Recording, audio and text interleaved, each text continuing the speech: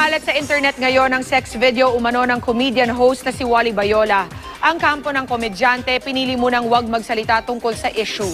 May report si Nelson Canlas. Kumakalat ngayon sa social media ang isang sex video umano ng komedyanteng si Wally Bayola kasama ang isa raw EB-Babe dancer. Ayon sa Philippine Entertainment Portal o pep.ph, nai-upload daw ito sa YouTube kahapon at kumalat na rin sa iba pang social media sites. Hindi pa rin daw matukoy kung sino ang nasa likod ng pagpapakalat ng video.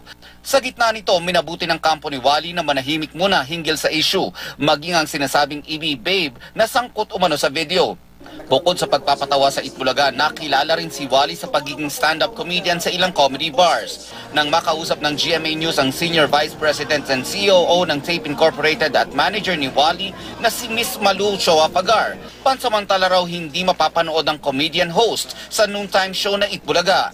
Posibleng kasuhan ng sinumang nag-upload ng video sa ilalim ng Republic Act 9995 o Anti-Photo and Video Voyeurism Act of 2009. Bawal din kumuha at magpakalat ng mga litrato o video ng maseselang bahagi ng tao at kanilang sexual activity nang wala nilang pahintulot.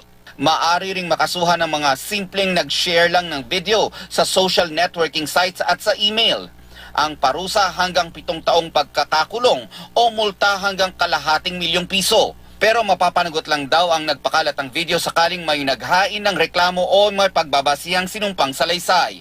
Nito lang nakaraang buwan, humingi ng tulong sa NBI si Chito Miranda matapos pagpiestahan sa internet ang kumalat niyang sex video kasama ang kanyang nobya.